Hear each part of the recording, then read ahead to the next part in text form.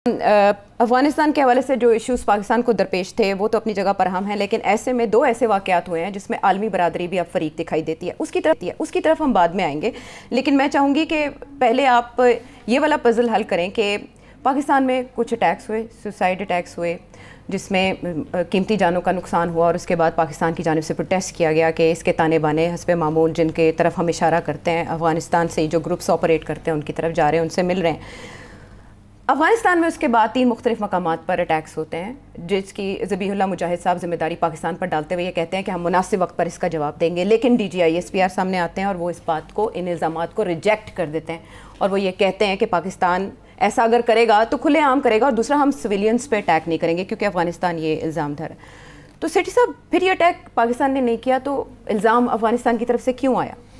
देखिए, आपको याद होगा कि जब ये मुज़ाकरात हो रहे थे between Pakistan and Afghanistan in Turkey ji, तो उस वक्त जब ये फेल हो गए, तो ये बात तो उस वक्त सवाल आपने ये किया था मुझे कि अब क्या इसका मतलब है कि सीज़ फायर रहेगी, क्योंकि सीज़ फायर थी ना एक किस्म। तो मैंने कहा था सीज़ फायर अपनी जगह पे, seize fire is between 2 armies but not between terrorism and counter terrorism.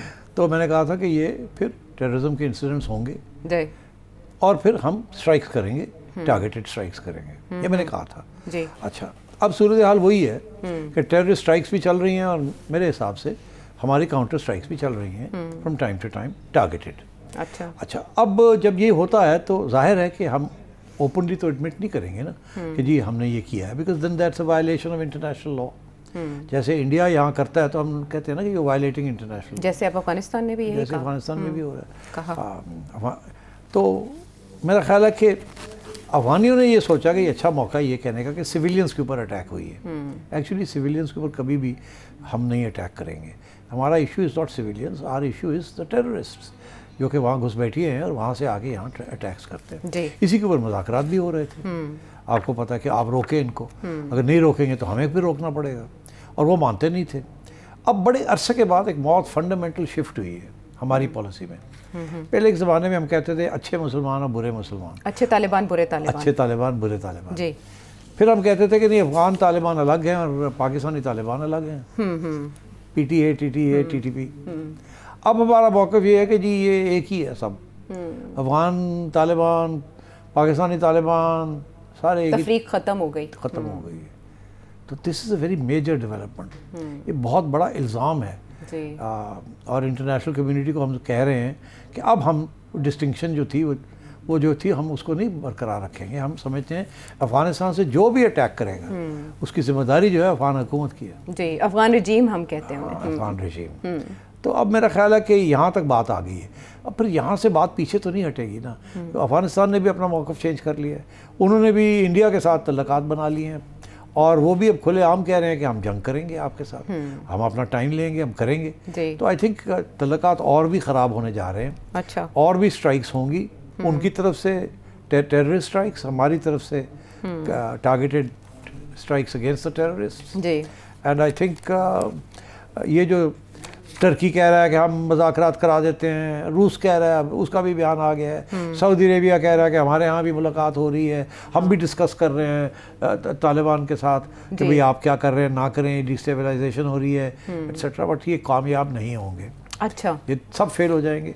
और तालिबान ने फैसला कर लिया है, वो आइडियोलॉजिकल लोग हैं, वो प्रैक्टिकल और प्रैग्मेटिक लोग जिसे कहते हैं ना, वो नहीं है। अच्छा। ये उस किस्म की रियासत और हुकूमत नहीं है जिस किस्म की रियासत और हुकूमत कॉन्स्टिट्यूशन के तहत और इंटरनेशनल लॉ के तहत चलती है। ये गुरिल्ला फोर्स है, वो आके वहाँ बैठ गई है और कब्जा कर लिया उन्होंने, ठीक, और वहाँ से उनको हिलाने वाला कोई नहीं है।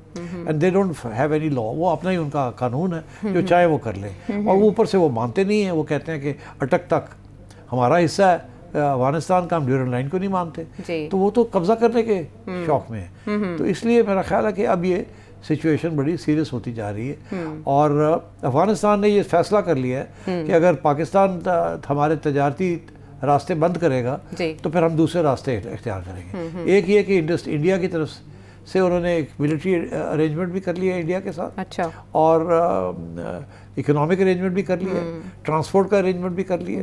एक कॉरिडोर वो ढूंढ रहे हैं बाय एयर, दूसरा कॉरिडोर वो ढूंढ रहे हैं बाय चाबहार पोर्ट के ईरान के जरिए। जो कि पहले अरसे से वो उन्होंने 10 साल के पहले सोचा था ये इंडिया ने कि हमें किसी न किसी स्टेज पे अफगानिस्तान के लिए रास्ता बनाना पड़ेगा। अब इंडिया को बहुत अच्छा मौका मिल गया, इधर से इंडिया ने प्रेशर डाला हुआ है पाकिस्तान के ऊपर इस बॉर्डर पे, और उस बॉर्डर पे उन्होंने अफगानिस्तान को सपोर्ट करना शुरू कर दिया और उनको पैसे भी दे रहे हैं, उनको इंटेलिजेंस भी दे रहे हैं। और अब लेटेस्ट रिपोर्ट्स ये हैं कि जो इजरायली ड्रोन्स इसराइल ने इंडिया को दी थी वो उस किस्म की ड्रोन्स इंडिया अफगानिस्तान को दे रहा है और वो वहाँ ताजिकिस्तान के लिए इस्तेमाल हो रही है और वो हो सकती हैं और हो भी जाएंगी और शायद आपके ख़िलाफ़ भी होंगी। तो ये अब बात थोड़ी बढ़ने वाली है और इसलिए मैं कह रहा हूँ कि हमारी स्ट्राइक्स भी जो हैं, टारगेटेड स्ट्राइक्स जो हैं, और हमारी जो सिचुएशन है ये थोड़ी और ख़राब होने जा रही है। और इससे हमारे यहाँ ट्रेड बंद होने से या डाइवर्ट होने से अजनास की कीमतों पे क्या असर पड़ेगा? बिल्कुल, देखिए ना कि हमारा तजारत टोटल थी कोई 1.5 बिलियन से ज़्यादा तजारती लेन देन की, एक्सपोर्ट इम्पोर्ट की। हमारी एक्सपोर्ट से वो कोई 1 अरब डॉलर के करीब थी सालाना। अच्छा। उनकी कोई आधी अरब डॉलर की थी, 400-500 मिलियन। तो अब बात यह है कि वो तो बंद हो रही है अब, सब रास्ते हमने बंद कर दिए हैं। हमने अफगान इलीगल अफगान्स को रिपैट्रिएट भी कर दिया है। तो अब ये तो इसको खोलने के लिए अफगानिस्तान को बहुत से कंसेशंस देने पड़ेंगे, मगर उन्होंने ये फैसला कर लिया कि ठीक है हमारे अवाम जो है वो सफ़र करती है कुछ अरसे के लिए, कोई बात नहीं। उन्हें तो यार कोई इलेक्टेड गवर्नमेंट नहीं है, कोई पॉलिटिक्स वहाँ है नहीं, कोई फिक्र हो कि जी कोई लोग परेशान होंगे नहीं होंगे, क्या फ़र्क पड़ता है। तो इसलिए उन्होंने सब कहा ठीक है। अब उन्होंने सेंट्रल एशिया के साथ रास्ते खोल लिए, ताजिकिस्तान के साथ, उज़्बेकिस्तान के साथ, कज़ाकिस्तान के साथ तजारत। उन्होंने कहा जी हम उधर से ले लेते हैं, चीज़ें यहाँ से नहीं लेते थे, यहाँ से चीनी लेते थे, वो गंदम लेते थे, वो ठीक है, आलू लेते थे, आप सब्जियाँ लेते थे, वो आप उधर से ले लेंगे, बिकॉज वो भी तो central Asia is the granary of the world, सबसे बड़ा एग्रीकल्चरल सिस्टम ही है सेंट्रल एशिया में। तो वो तो अब उनके साथ तल्लुकात बनाने जा रहे हैं कि जी हम उनसे खरीद लेंगे, और इधर से वो इंडिया के से जो बाकी यहाँ से चीज़ें जाती थी मैन्युफैक्चर्ड गुड्स, वो इंडिया से चाह बाहर कॉस्ट उसकी या कीमत वो भी तो। अब मैं यहाँ जो प्रॉब्लम बन गया ना, हमारा यहाँ प्रॉब्लम ये बन गया कि अब ये अभी आलू जो है ना उसकी वो काश्त होने वाली है, और वो सारे लॉट ऑफ ये आलू का जो क्रॉप होता है वो सब बहुत सारा अफगानिस्तान एक्सपोर्ट होता था, वो अब नहीं हो सकेगा। तो फार्मर जो है जिसने आलू को उगाया है वो बड़ा परेशान है। मैं गया हुआ था अकाड़ा, वहाँ बहुत से लोगों से मुलाकात हुई अकाड़ा डिस्ट्रिक्ट, और वहाँ सारे रो रहे थे कि जी साढ़ा तो आलू तक ही होएगा, असी तो पहले मारे गए हैं बिकॉज ऑफ गंदम। पंजाब गवर्नमेंट ने प्राइस नहीं सेट की और इसलिए बड़े अनसर्टनटी है वहाँ के। हम उगाएंगे तो हमें मिलेगा भी कुछ नहीं, क्योंकि पिछले साल काफ़ी नुकसान हुआ है इनका बिकॉज ऑफ पॉलिसी। तो बड़े परेशान हैं लोग और गुस्से में हैं। अब उनका आलू का क्रॉप जो है वो लगता है ऐसे है कि वो ज़ाया जाएगा, वो क्या होगा, कीमत गिर चुकी है ऑलरेडी, कीमत गिर रही है और गिरेगी। जैसे वो क्रॉप आएगा पूरा का पूरा तो कीमत तो क्या, आलू तो फ्री बनने जाएंगे थे। मगर वो तो आप तो बड़ी खुश होंगी, ਤੁਹਾਡਾ ਤੇ ਜਰ ਘਰੇ ਚ ਆਲੂ ਪੜਨਗੇ, शकरकंदी भी चलेगी, आलू भी चलेगा, आलू गोश्त भी चलेगा, आलू भाजी भी चलेगी, सारा कुछ चलेगा, ठीक। मगर वो बेचारे जो बनाने वाले हैं उनको पैसा नहीं मिलेगा, वो उनका क्या होगा, किसान ज्यादा मुतासिर किसान बेचारा क्या करेगा। तो इसलिए परेशानी तो है, और मैं समझता हूँ this is a good opportunity कि चीफ मिनिस्टर साहिबा को चाहिए कि पंजाब के जो ग्रोअर्स हैं उनका कोई हिफाजत करें, और कुछ नहीं तो कोई सेट करे प्राइस आलू की, क्योंकि अब सरप्लस होगा कि वो आलू जो है वो गवर्नमेंट खरीद ले, ठीक। और क्या करे फिर, गवर्नमेंट खरीद ले और उसको लो प्राइस पे मंडी में दे दे। तो जो गवर्नमेंट का जो नुकसान होगा वो गवर्नमेंट सब्सिडाइज कर दे इस वक्त, बिकॉज अदरवाइज तो फार्मर तो उड़ जाएगा। या ये करें अभी टाइम है इनके पास कि कोशिश करें कि गवर्नमेंट इनकी हेल्प करे to export the crop. Export हो सकता है टू ईरान, एक्सपोर्ट हो सकता है टू यूरोप।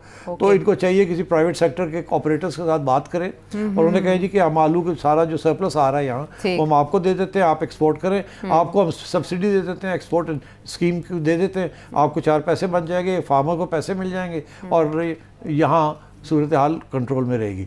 तो ये मैनेज हो सकता है। अच्छा। मगर अगर इन्होंने इसको मैनेज ना किया तो बहरान आ जाएगा, किसान रोएगा, आगे रो रहा है, पीट रहा और भी बेचारा रोएगा।